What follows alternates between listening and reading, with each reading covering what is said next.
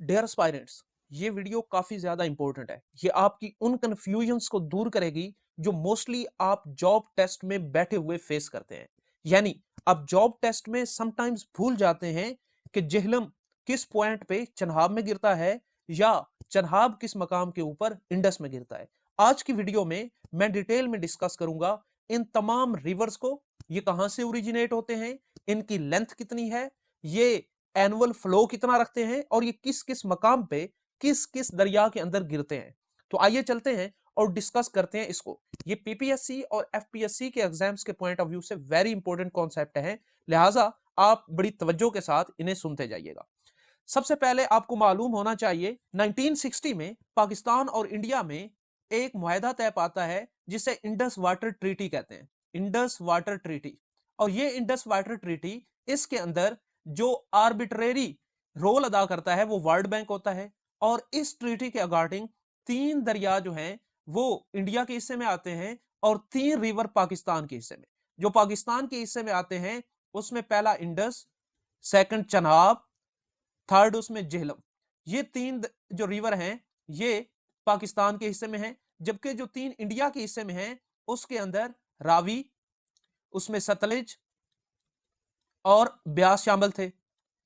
अब हम अल्टरनेटिवली इनको पढ़ते हैं कि ये रिवर जो हैं ये कहां से ओरिजिनेट होते हैं और किस पॉइंट के ऊपर ये दूसरे रिवर के अंदर जाके फॉल करते हैं।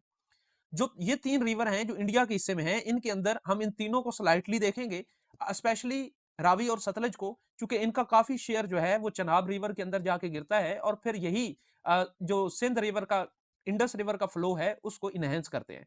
जबकि ब्यास को हम थोड़ा टच करेंगे क्योंकि इसका मोस्टली पोर्शन जो है वो इंडिया के अंदर है और वहीं पे ही ये सतलज के अंदर गिर जाता है। इंडस वाटर ट्रीटी के नुक्ता नजर से जो रावी था ये इंडिया के हिस्से में आया और ये रावी बेसिकली ओरिजिनेट होता है यहाँ पे हिमालयन रीजन के अंदर से, और यहाँ से फिर ये जम्मू एंड कश्मीर के अंदर से गुजरता हुआ ये इंडिया में दाखिल होता है और उसकी रियासत है हिमाचल प्रदेश, उसके अंदर ये एंटर होता है।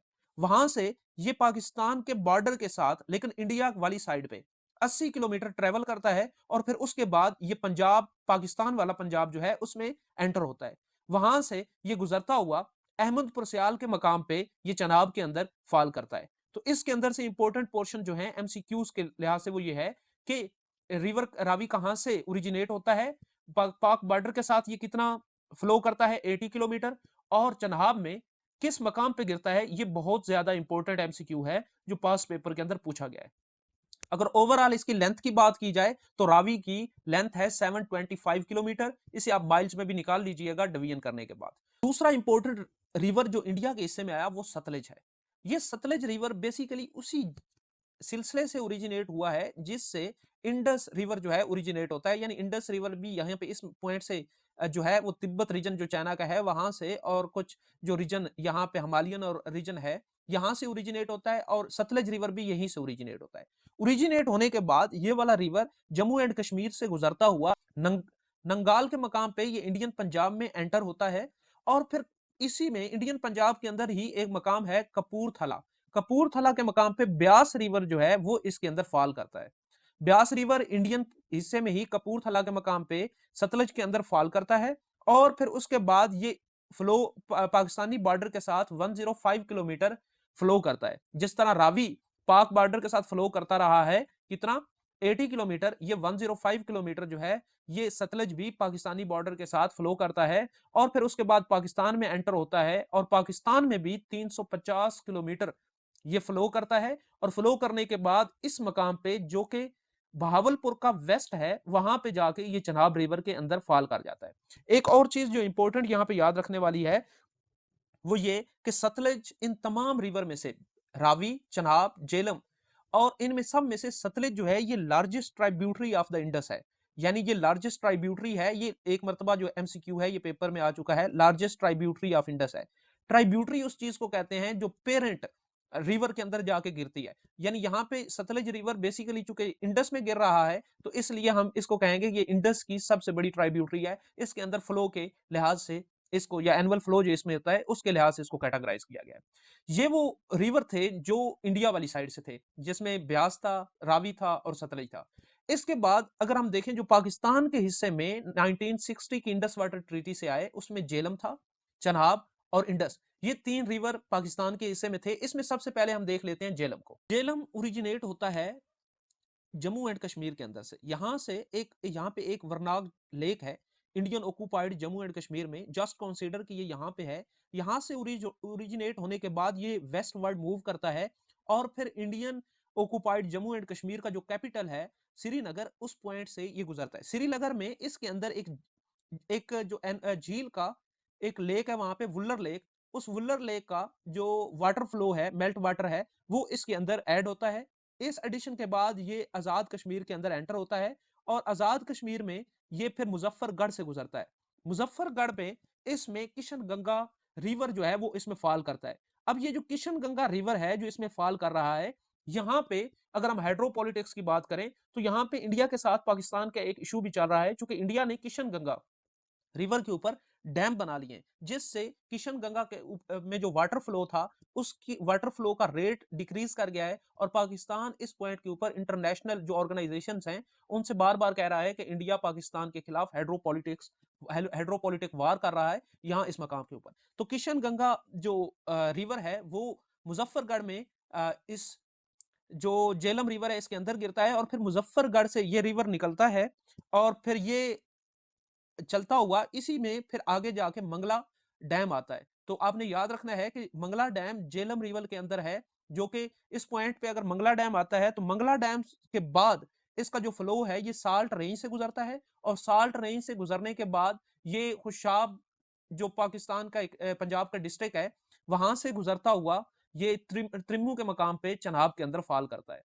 तो ये कुछ इस तरीके से यहाँ से वरनाज जो लेक है वहां से ये निकला है और फिर श्रीनगर से मुजफ्फरगढ़, इसमें किशन गंगा गिरा और फिर मंगला डैम इसमें है। फिर साल्ट रेंज से गुजरता हुआ ये अल्टीमेटली जो है ये चन्हाब रिवर में त्रिम्मू के मकाम पे फॉल करता है। कुछ इंपॉर्टेंट फैक्ट्स मैंने यहाँ पे भी मेंशन किए हैं कि 725 किलोमीटर इसकी लेंथ है टोटल। रिसीव करता है ये किशन गंगा रिवर को, मंगला डैम इसी में मौजूद है और ये चन्हाब में फॉल करता है त्रिम्मू के मकाम पे।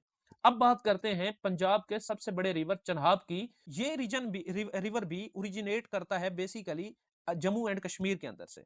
दो स्ट्रीम्स मिलती हैं स्टार्ट में, जो मेल्ट ग्लेशियर का ही मेल्ट वाटर होता है। उन स्ट्रीम्स का नाम है चांद्रा और भागा। ये दोनों स्ट्रीम्स आपस में मिलती हैं और फिर ये हिमाचल प्रदेश से गुजरती हैं, जो कि इंडियन स्टेट है। वहां से गुजरने के बाद, हिमाचल प्रदेश से गुजरने के बाद ये Indian occupied Jammu and Kashmir में आती हैं और फिर यहाँ से ये जो है इसके अंदर ग्लेशियर वाटर ऐड होता रहता है और फिर एडिशन के बाद यहाँ पे इसके अंदर यहाँ पे इंडियन रीजन के अंदर ही बगलिहार डैम है जो चनाब के ऊपर बनाया जा रहा है इंडिया की तरफ से, जिससे चनाब का वाटर फ्लो कम हो रहा है और ये रेट इतना कम हो चुका है कि ये निगेशन करता है उन रूल्स की जो इंडस वाटर ट्रीटी के अंदर मेंशन है। कई दफा वर्ल्ड बैंक पे अपनी आवाज उठाई है और इंटरनेशनल जो इंस्टीट्यूशन है जैसे यूएनओ वगैरह है वहां पे भी कि इंडिया जो है चनाब में बगलिहार डैम और किशन गंगा प्रोजेक्ट जो वो जेहलम के ऊपर कर रहा है, ये दोनों खिलाफ वर्जी है इंडस वाटर ट्रीटी 1960 की। तो ये वो हाइड्रोपॉलिटिकल वार है जो इंडिया पाकिस्तान के ऊपर लागू करने की कोशिश कर रहा है।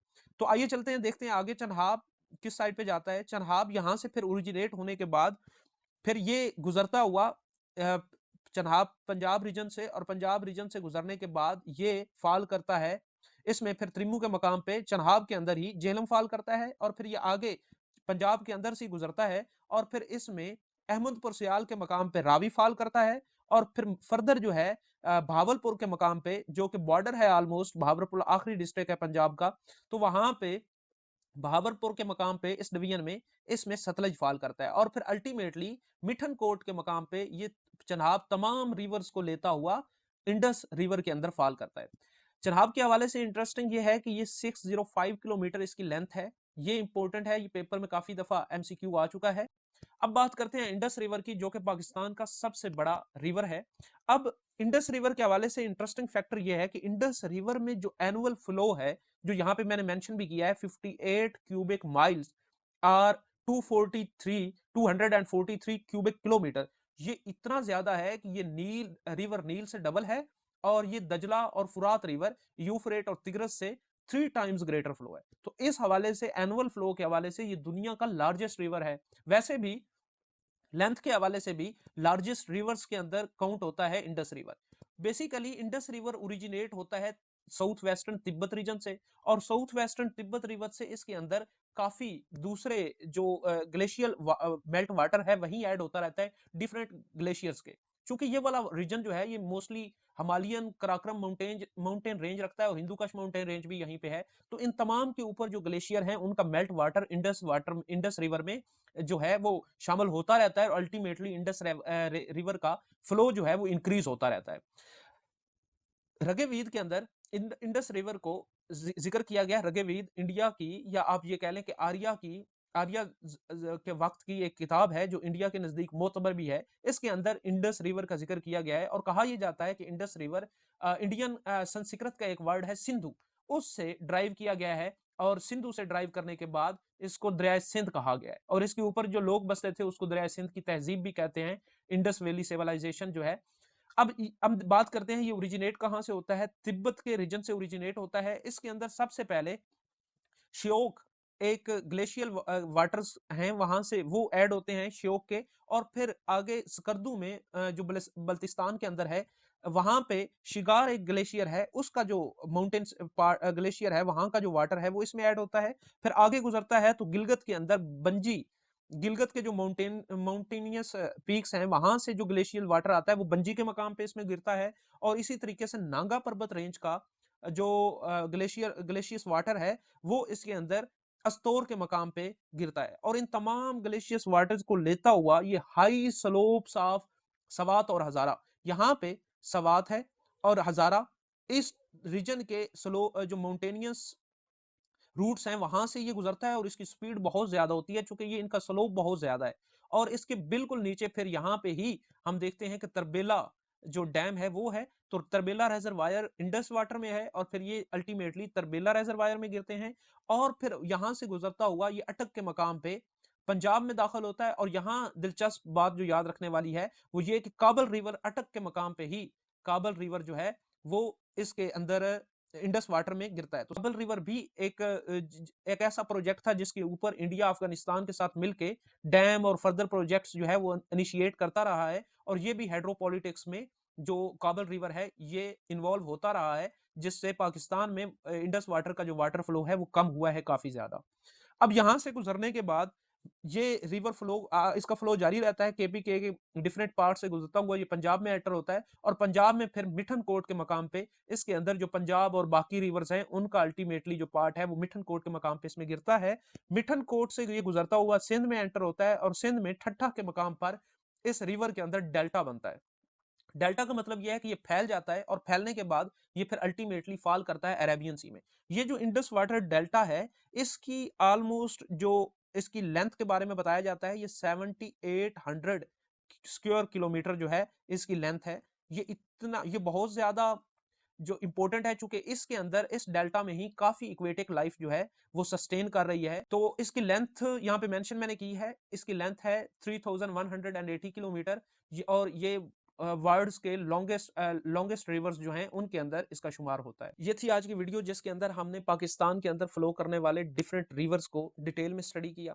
फर्दर वीडियोस के लिए चैनल को विजिट करें, वहां पे एस्ट्रोनॉमी की और जियोग्राफी के रिलेटेड फर्दर वीडियोस अपलोड की हुई हैं, आप उन प्लेलिस्ट को जरूर देखें और अपने जनरल नॉलेज के नोट्स को उन्हीं के अकॉर्डिंग प्रिपेयर करें। मजीद वीडियोस के लिए चैनल को सब्सक्राइब करें, बेल आइकन को प्रेस करें ताकि इस तरह का फ्रूटफुल और ओरिएंटेड मटेरियल आपको मिलता रहे।